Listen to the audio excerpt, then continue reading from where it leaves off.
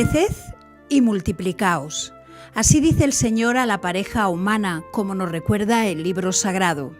Llenos de ilusión, los jóvenes sueñan con su nido de amor, que un día contará con la alegre y cantarina risa de un niño.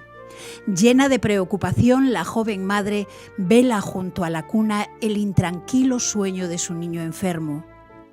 Sumidos en la angustia, unos padres lloran inconsolables la inesperada pérdida de su amado hijo. Todas estas verdades son realidades de la vida del hombre que nos obligan a pensar y a preguntarnos el porqué de otra no menos real y terrible verdad.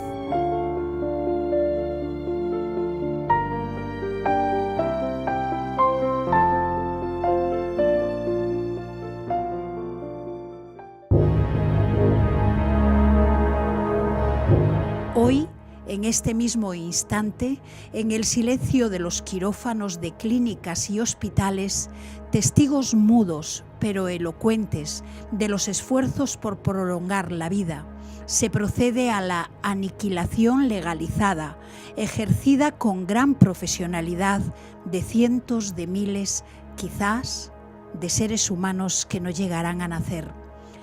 Miles de personas se preguntan hoy en medio de una perplejidad sin respuesta: ¿por qué otros hombres y mujeres como ellos han adquirido esa destreza para destruir ciegamente las vidas de millones de niños que no gozarán de las luces, de los tesoros de alegría, de las promesas, siempre en tensión con los temores y las penas que la vida contiene, esa vida que, a pesar de tantos pesares, amamos todos los vivos?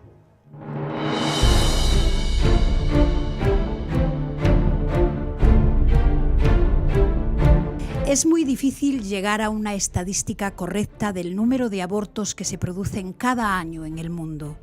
Ya en la década de los 70 se contaban por millones. En el año 1970 se contabilizaron, según datos de la Organización Mundial de la Salud, 50 millones de abortos. Hoy, solo en Estados Unidos, 1 de cada 3 bebés concebido es asesinado por aborto, lo cual hace un total de 1.500.000 bebés muertos por año. En Cuba, según estadísticas, en 1968 el número de abortos era de 28.500. En 1975 alcanzó la cifra de 126.100 y en 1990, según datos aportados por el periódico Tribuna de La Habana, la cifra es de 147.530.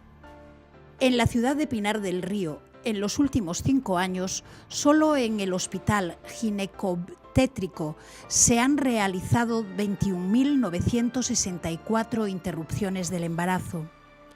Con preocupación se constata que actualmente el 13% de la población de Cuba es anciana. El mundo envejece y las cunas se vacían, comentaba alarmada la prensa internacional hace unos días. Resulta extraño asistir, por una parte, al espectáculo de las campañas orquestadas para protestar contra la pena de muerte y la guerra, y por otra, escuchar las mismas voces que claman por la legalización del aborto. La mayor parte de las legislaciones hoy vigentes, en vez de perseguir el hecho y penalizarlo drásticamente, considerándolo como delito contra la vida de un inocente, abren la mano a su práctica aduciendo razones de múltiple índole. En unos casos serán técnicos y hombres de negocios porque, según ellos, el despliegue demográfico actual constituye una onda humana devastadora que debe ser detenida si se quiere evitar el hambre, la guerra, la miseria universal.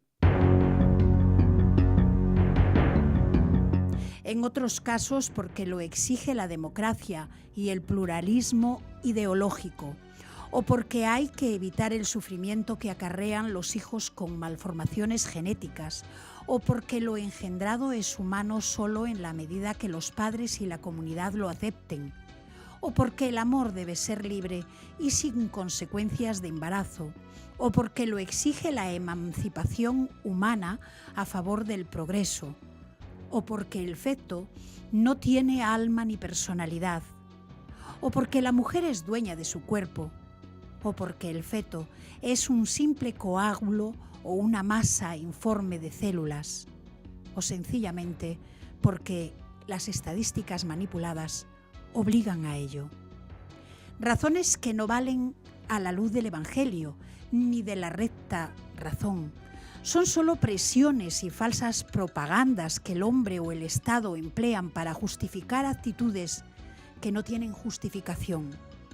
Algunos médicos se encargan de culminar el aborto de distintas maneras, bien extrayendo el feto pedazo a pedazo con un instrumento apropiado en forma de cuchara, bien succionando el feto mediante un tubo de plástico conectado a un potente aspirador, de manera que sale troceado, bien abriendo quirúrgicamente el abdomen de la mujer y sacando el feto que, como todavía está vivo, se deja morir ahogado en un recipiente con agua, o bien quemando vivo al feto con una solución salina introducida mediante una aguja en el líquido amniótico.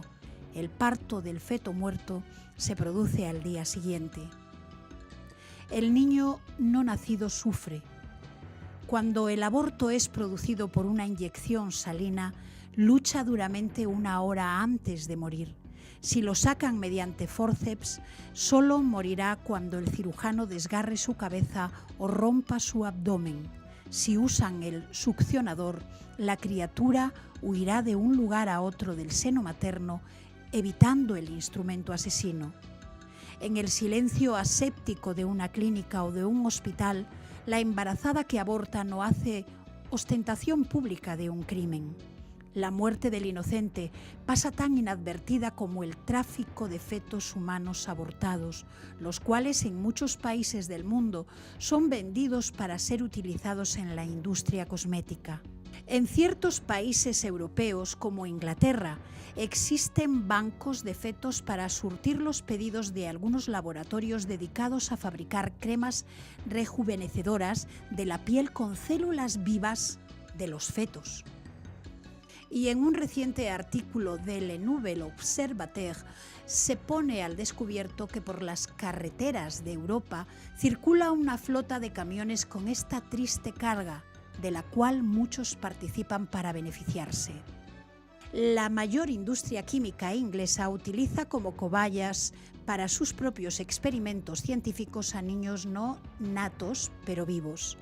El director de dicha empresa ha dicho a un corresponsal: no se trata de un secreto, lo estamos haciendo desde hace 6 o 7 años. Es la primera vez que alguien nos lo reprocha como algo erróneo.